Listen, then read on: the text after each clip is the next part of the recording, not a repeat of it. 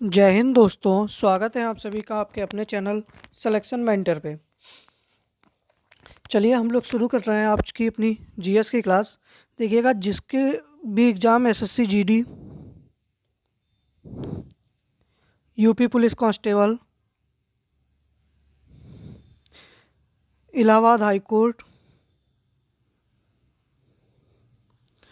या कोई भी वनडे एग्ज़ाम है जैसे कि बीडीओ री एग्ज़ाम है, तो इन सारे एग्ज़ाम के लिए ये सभी क्लासेस जो हैं वो आप लोगों के लिए बहुत महत्वपूर्ण होने वाली हैं। आप सभी से एक बार निवेदन है कि वीडियो को आप लोग शेयर वगैरह कर दीजिएगा, फिर हम लोग अपनी क्लास को जो है वो शुरू करते हैं।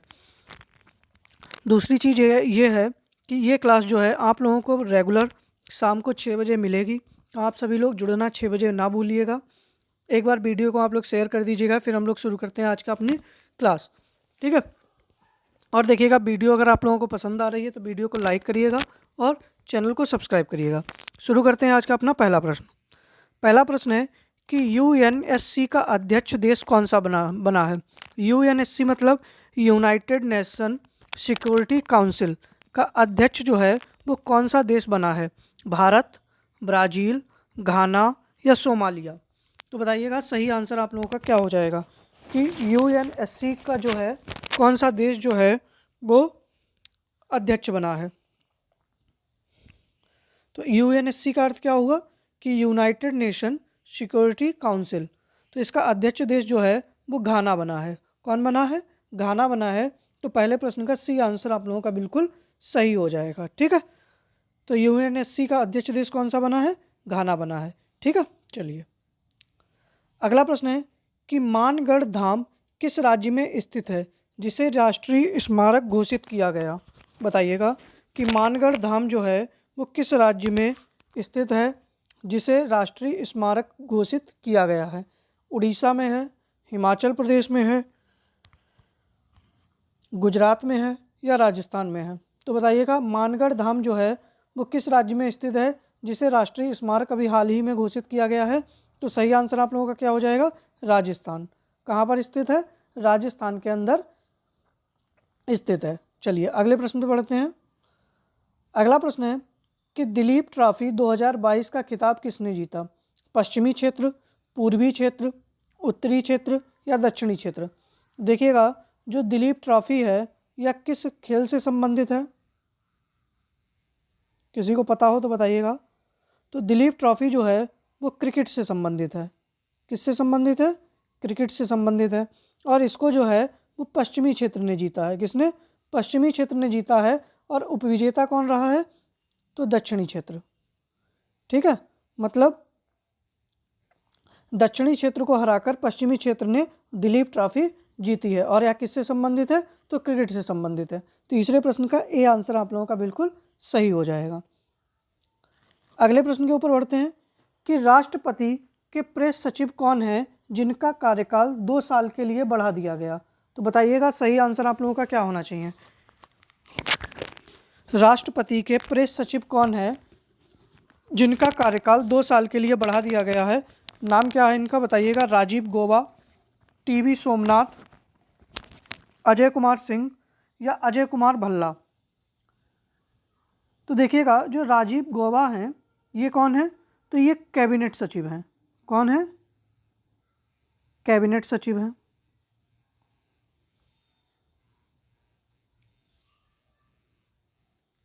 टीवी सोमनाथ जो हैं ये वित्त सचिव हैं। कौन है? वित्त सचिव हैं। और अजय कुमार सिंह जो हैं वो राष्ट्रपति के प्रेस सचिव हैं। तो सही आंसर सी हो जाएगा। और अजय कुमार भल्ला जो हैं ये कौन है? तो ये गृह सचिव हैं। कौन है? गृह सचिव हैं। ठीक है, तो सही आंसर क्या हो जाएगा चौथे प्रश्न का? सी आंसर आप लोगों का बिल्कुल सही हो जाएगा। ध्यान दीजिएगा, बाकी जो तीनों हैं उनको भी आप लोग नोट कर लीजिएगा, लिख लीजिएगा कहीं पर भी कॉपी में अंदर। अगला प्रश्न है कि विश्व बौद्धिक संपदा संगठन ने ग्लोबल इनोवेशन इंडेक्स जारी किया जिसमें भारत की रैंक है। तो बताइएगा कि भारत की रैंक 2022 में क्या है। पहले स्थान पर कौन सा देश है इसमें? तो पहले स्थान पर है स्विट्जरलैंड। कौन सा देश है? स्विट्ज़रलैंड है। और 2021 में भारत की rank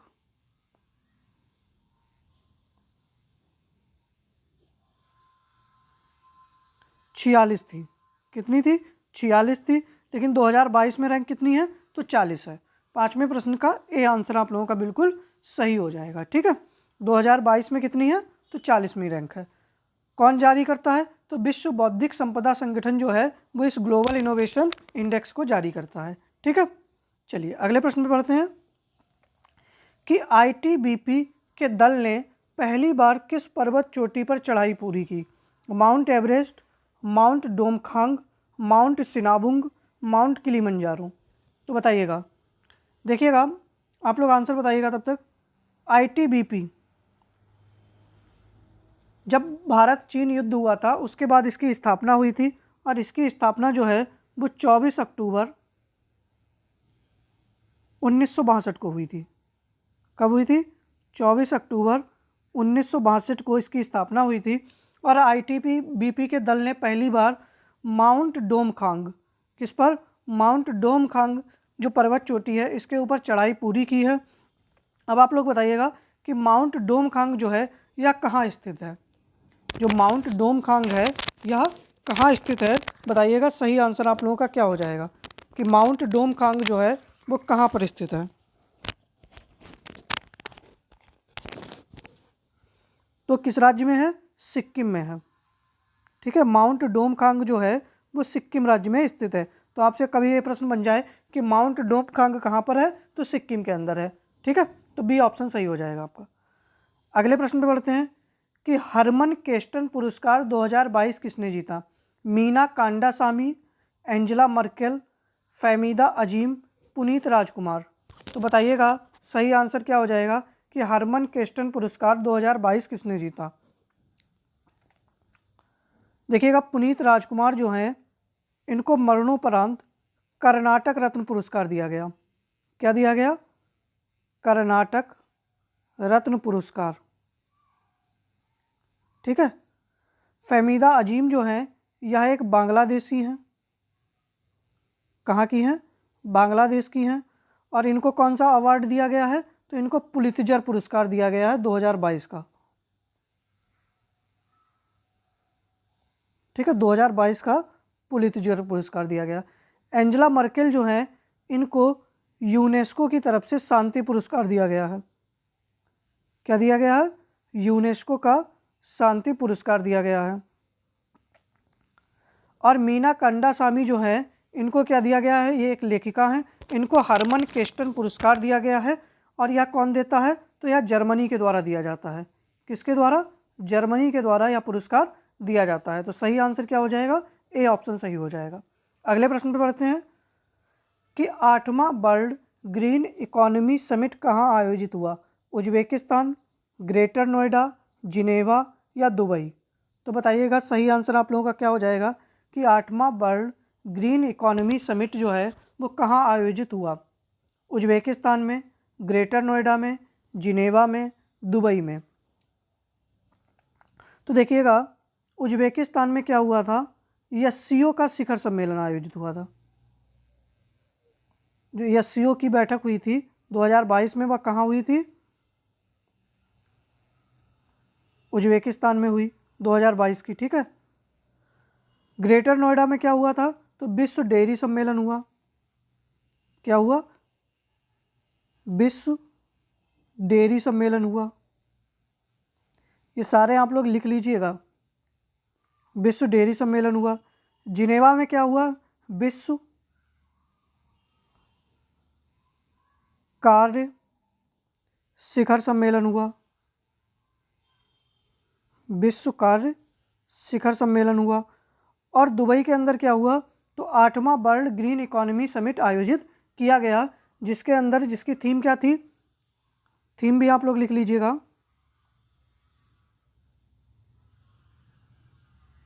climate action,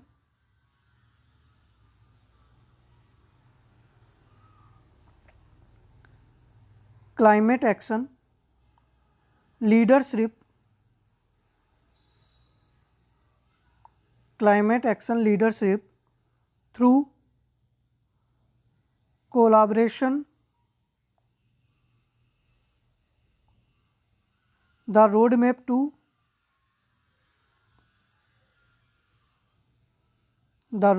to net zero, यह इसकी थीम थी। आप चाहें तो इसका एक स्क्रीनशॉट ले सकते हैं। इंपॉर्टेंट प्रश्न है, तो 8वें प्रश्न का डी आंसर आप लोगों का सही हो जाएगा। आगे बढ़ते हैं अगले प्रश्न के ऊपर। स्क्रीनशॉट ले लिया होगा।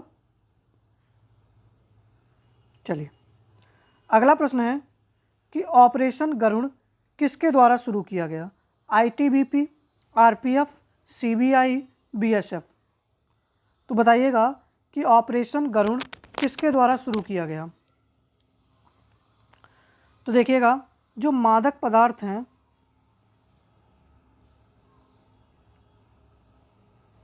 ठीक है, मादक पदार्थों की अंतर्राष्ट्रीय रूप में मादक पदार्थों की तस्करी रोकने के लिए, ठीक है, तस्करी रोकने के लिए किसको शुरू किया गया है? ऑपरेशन गरुड़ को शुरू किया गया है।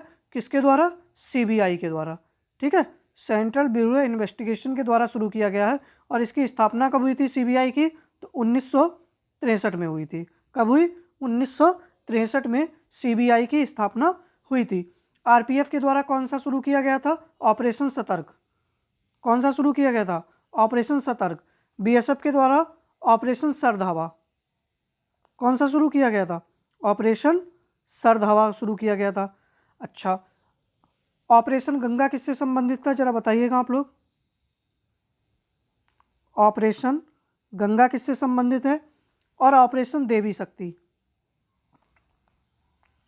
ऑपरेशन गंगा और ऑपरेशन देवी शक्ति किससे संबंधित है? जल्दी से बताइएगा आप लोग कमेंट बॉक्स में। देखिएगा, ऑपरेशन गंगा किससे संबंधित था? यूक्रेन में फंसे भारतीयों को वापस लाने के लिए। और ऑपरेशन देवी शक्ति किससे संबंधित था? तो अफगानिस्तान में फंसे भारतीयों को वापस लाने के लिए, ठीक है। और 9वें प्रश्न का सही आंसर क्या हो जाएगा? सी ऑप्शन हो जाएगा कि ऑपरेशन गरुड़ जो है वो सीबीआई के द्वारा शुरू किया गया है। अगले प्रश्न पर बढ़ते हैं कि समुद्री तूफान नोरो ने, तूफान का क्या नाम है? नोरो, ने किस देश को प्रभावित किया? Japan, Philippines, Bharat, south Korea. तो बताइएगा सही आंसर आप लोगों का क्या हो जाएगा? समुद्री तूफान नोरो ने किस देश को प्रभावित किया? सही आंसर बताइएगा जल्दी से, क्या हो जाएगा? लगभग इसमें जो थी 195 किलोमीटर प्रति घंटा की रफ्तार से जो थी वो हवाएं चल रही थी और इसने बहुत ज़्यादा नुकसान पहुंचाया था। देखिएगा, जापान में अभी हाल ही में एक तूफान आया है जिसका नाम है नानमाडोल। लिख लीजिएगा, इसमें मैंने ये पूछा है, हो सकता है आपसे नानमाडोल पूछ लें। और नोरो ने किसको प्रभावित किया? तो फिलीपींस को। बी ऑप्शन सही हो जाएगा। भारत में अभी एक तूफान आया था जिसका नाम था आसनी। क्या नाम था? आसनी, ठीक है। और साउथ कोरिया में एक तूफान आया जिसका नाम था सोंगडा। क्या नाम था? सोंगडा नाम था। ये तो आप याद रखिएगा, ठीक है। फिलीपींस की राजधानी मनीला। और यहाँ पर क्या है? एशियन डेवलपमेंट बैंक का मुख्यालय है। और क्या है? अंतर्राष्ट्रीय चावल अनुसंधान केंद्र भी है। क्या है? चावल अनुसंधान केंद्र भी है। आप लोग इसको भी याद रखिएगा। और फिलीपींस ही हमसे ब्रह्मोस मिसाइल जो है वो खरीदेगा अभी, ठीक है। तो याद रखिएगा, 10वें प्रश्न का बी आंसर आप लोगों का सही हो जाएगा। आगे बढ़ते हैं अगले प्रश्न के ऊपर। अगला प्रश्न है कि अंताप्रगणे महोत्सव कहाँ मनाया जाता है? तेलंगाना, उड़ीसा, आंध्र प्रदेश, हिमाचल प्रदेश। तो बताइएगा, अंताप्रगणे महोत्सव जो है वो कहाँ मनाया जाता है? 11वें प्रश्न का सही आंसर आप लोगों का क्या हो जाएगा? तो देखिएगा, तेलंगाना में कौन सा मनाया जाता है? बथुकम्मा। कौन सा मनाया जाता है? बथुकम्मा। और यहाँ पर एक और त्यौहार मनाया जाता है जिसका क्या नाम है? बोनालू। क्या नाम है? बोनालू। उड़ीसा में धानु यात्रा। कौन सा? धानु यात्रा। नुआखाई। कौन सा? नुआखाई। रज पर्व। और आंध्र प्रदेश में फ्लेमिंगो, कौन सा त्यौहार मनाया जाता है? फ्लेमिंगो मनाया जाता है। ठीक है, याद रखिएगा आप लोग। और हिमाचल प्रदेश में जो है, हिमाचल प्रदेश में लोसार मनाया जाता है। कौन सा? लोसार मनाया जाता है। और अंता प्रगणे जो है या तेलंगाना में भी मनाया जाता है। तो 11वें प्रश्न का ए आंसर सही हो जाएगा। अंता प्रगणे महोत्सव जो है वो कहाँ मनाया जाता है? तो तेलंगाना के अंदर मनाया जाता है। 11वें प्रश्न का ए आंसर आप लोगों का बिल्कुल सही हो जाएगा। आगे बढ़ते हैं अगले प्रश्न के ऊपर। अगला प्रश्न है कि दस्तक अभियान किसके द्वारा शुरू किया गया? वाणिज्य मंत्रालय के द्वारा, एमएसएमई मंत्रालय के द्वारा, ट्विटर के द्वारा या उत्तर प्रदेश सरकार के द्वारा? तो बताइएगा कि दस्तक अभियान जो है वो किसके द्वारा शुरू किया गया है? तो देखिएगा, जो वाणिज्य मंत्रालय के द्वारा है वो शुरू किया है ब्रांड इंडिया अभियान। कौन सा है? ब्रांड इंडिया अभियान। ठीक है, एमएसएमई मंत्रालय के द्वारा समर्थ अभियान शुरू किया गया। कौन सा? समर्थ अभियान। ठीक है, ट्विटर के द्वारा जागरूक वोटर अभियान शुरू किया गया। कौन सा? जागरूक वोटर अभियान। और उत्तर प्रदेश सरकार के द्वारा कौन सा शुरू किया गया? तो दस्तक अभियान शुरू किया गया था। ठीक है, सही आंसर क्या हो जाएगा? तो डी ऑप्शन आप लोगों का बिल्कुल सही हो जाएगा। आगे बढ़ते हैं अगले प्रश्न के ऊपर। अगला प्रश्न है कि भारतीय डेटा सुरक्षा परिषद के नए सीईओ के रूप में किसे नियुक्त किया गया? नागेश सिंह, राजीव बहल, विनायक गोडसे, प्रणय कुमार वर्मा? तो बताइएगा सही आंसर आप लोगों का क्या हो जाएगा कि भारतीय डेटा सुरक्षा परिषद के नए सीईओ के रूप में किसे नियुक्त किया गया? देखिएगा, नागेश सिंह जो हैं ये थाईलैंड के राजदूत बने हैं। कौन है? थाईलैंड के राजदूत, मतलब भारत की तरफ से थाईलैंड में राजदूत बने हैं। राजीव बहल जो हैं वो ICMR, ठीक है, के महानिदेशक बने हैं।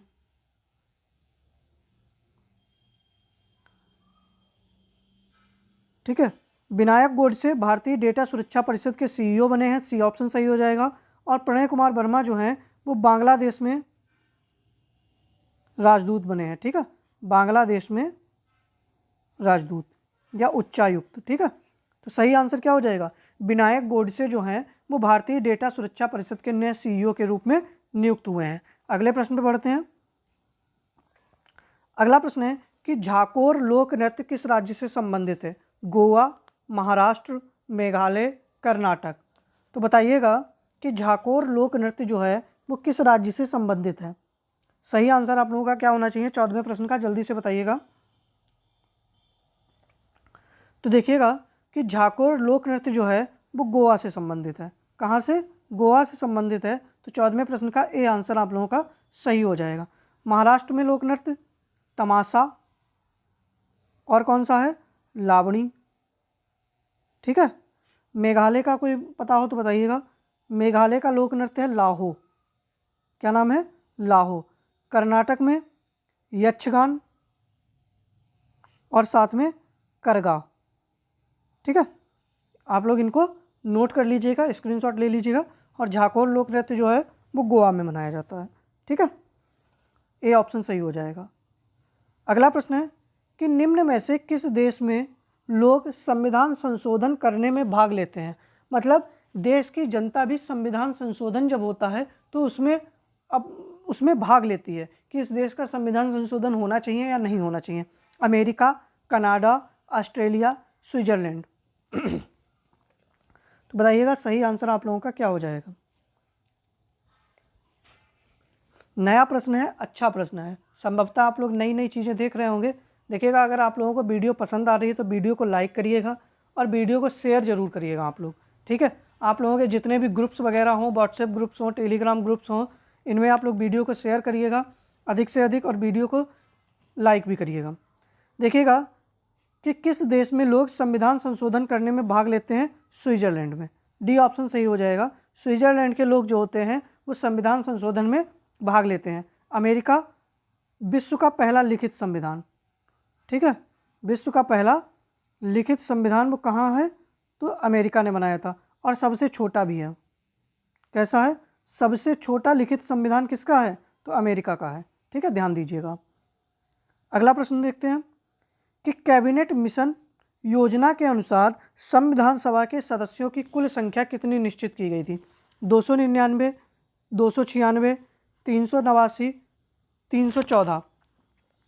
तो देखिएगा, जो कैबिनेट मिशन योजना थी ये आई कब थी? तो पहले तो आप लोग डेट बता दीजिएगा। 24 मार्च 1946। कब आई थी? 24 मार्च 1946। इसमें 3 सदस्य थे। कौन कौन से? नाम बताएं। पैथिक लॉरेंस, क्या नाम था? Pethick Lawrence. स्टेफोर्ड क्रिप्स,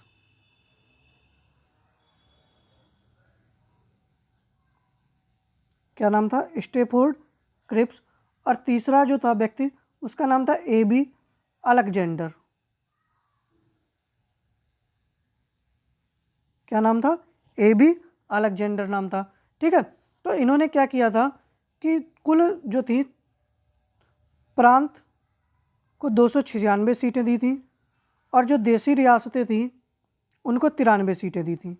लेकिन हमसे क्या पूछा है कि कुल कितनी सीटें थी? तो 389 थी। इन दोनों को अगर आप जोड़ दोगे तो 389 हो जाएंगी। लेकिन प्रांतों को कितनी बटी हुई थी? 296। और जो देसी रियासतें थी उनको कितनी मिली थी? 93 मिली थी। तो प्रश्न में हमसे पूछा है कि कुल संख्या कितनी निश्चित की गई थी? तो 389। तो सी ऑप्शन आप लोगों का सही हो जाएगा। अगला प्रश्न है कि ध्वज फहराने की स्वतंत्रता किसमें है? अनुच्छेद 19 का, अनुच्छेद 19 खा, अनुच्छेद 19 गा, अनुच्छेद 19 घा। तो देखिएगा 19 का में क्या है? वाक एवं अभिव्यक्ति की आज़ादी। किसकी है? वाक एवं अभिव्यक्ति की आज़ादी। अनुच्छेद 19 खा जो है इसमें क्या है? तो इसमें हम लोग सभा करना, ठीक है, बिना हथियार के सभा वगैरह करने का अधिकार किस में है? 19 खा में है। 19 गा में क्या है? संगठन बनाना। क्या बनाना? संगठन बनाना। और 19 घा में क्या है? विचरण करना, मतलब आप देश में जो है कहीं भी घूम सकते हैं। और वाक एवं अभिव्यक्ति में ही आ जाता है आपका ध्वज फहराने की स्वतंत्रता। ठीक है, तो 17वें प्रश्न का ए आंसर आप लोगों का बिल्कुल सही हो जाएगा कि ध्वज फहराने की स्वतंत्रता कहाँ पर दी गई है? तो अनुच्छेद 19 का में दी गई है। ठीक है, आगे बढ़ते हैं अगले प्रश्न के ऊपर कि समान नागरिक संहिता का उल्लेख किस अनुच्छेद में है? अनुच्छेद 46, अनुच्छेद 44, अनुच्छेद 40, अनुच्छेद 47। तो देखिएगा अनुच्छेद 46 में क्या है? SC/ST के हितों का संरक्षण। SC/ST के हितों का संरक्षण। अनुच्छेद 44 में क्या है? समान नागरिक संहिता है और किस राज्य में लागू है? तो गोवा में। 40 में क्या है? पंचायतों, क्या है? पंचायतों का गठन। और 47 में क्या है? जन स्वास्थ्य, क्या है? जन स्वास्थ्य और शराब निषेध। ठीक है, आप लोग ध्यान रखिएगा। सही आंसर क्या हो जाएगा? बी ऑप्शन सही हो जाएगा। अगले प्रश्न पर पढ़ते हैं कि मिट्टी के तेल में रखा जाने वाला तत्व कौन सा है? हाइड्रोजन, सोडियम, पारा, फ्लोरीन। तो सही आंसर क्या हो जाएगा? जल्दी से बताइएगा। तो देखिएगा आपसे पूछे कि सबसे हल्का तत्व, तो कौन सा है? हाइड्रोजन। सबसे हल्का तत्व हाइड्रोजन। मिट्टी के तेल में कौन सी चीज़ रखी जाती है? कौन सा तत्व रखा जाता है? सोडियम। और सोडियम को ही आप चाकू से काट सकते हैं। पारा, तो आपसे पूछे कि द्रव धातु तत्व कौन सा है? द्रव धातु तत्व कौन सा है? तो पारा है। और फ्लोरीन क्या है? तो यह विद्युत ऋणात्मक तत्व है। कैसा है? विद्युत ऋणात्मक तत्व। ठीक है, तो सही आंसर बी हो जाएगा। फ्लोरीन का प्रयोग कहाँ होता है? तो फूलों की गंध उड़ाने के लिए भी फ्लोरीन का प्रयोग किया जाता है। अगला प्रश्न है कि छपाई मशीन के आविष्कारक कौन है? जे गुटेनबर्ग, सोल्स, FG ओटिस, रे टॉमिल्सन। तो बताइएगा सही आंसर आप लोगों का क्या होना चाहिए? तो देखिएगा रे टॉमिल्सन ने किसका आविष्कार किया था? ईमेल का। किसका किया था? ईमेल के आविष्कारक कौन थे? रे टॉमिल्सन थे। FG ओटिस जो थे इन्होंने किसका आविष्कार किया था? लिफ्ट का। ठीक है। जो सोल्स थे इन्होंने किसका आविष्कार किया था? टाइप मशीन का। किसका? टाइप मशीन का। और जे गुटेनबर्ग जो थे इन्होंने छपाई मशीन का आविष्कार किया था। ठीक है। तो 20वें प्रश्न का ए आंसर आप लोगों का बिल्कुल सही हो जाएगा। आगे बढ़ते हैं अगले प्रश्न के ऊपर। अगला प्रश्न है कि कराकुम मरुस्थल कहाँ स्थित है? तुर्कमेनिस्तान, ईरान, बोत्सवाना, चीन। तो बताइएगा सही आंसर क्या हो जाएगा कि कराकुम मरुस्थल जो है वो कहाँ पर स्थित है। चलिएगा, बोत्सवाना में तो कौन सा है? कालाहारी है। कौन सा है? कालाहारी है। ईरान में कौन सा है? तो दस्त-ए-लुत। ठीक है, दस्त-ए-लुत जो मरुस्थल है वो कहाँ पर है? ईरान में है। चीन में कौन सा है? तो चीन में है तकला मकान। कौन सा है? तकला मकान। और तुर्कमेनिस्तान में कौन सा है? तो कराकुम मरुस्थल है। ठीक है। तो 21वें प्रश्न का ए आंसर आप लोगों का बिल्कुल सही हो जाएगा। आगे बढ़ते हैं अगले प्रश्न के ऊपर। अगला प्रश्न है कि निम्न में कौन गंगा की सहायक नदी नहीं है? घाघरा, गंडक, कोसी, बेतवा। तो देखिएगा गंगा की सहायक नदियाँ कौन कौन सी हैं? रामगंगा, यमुना, गोमती। ठीक है।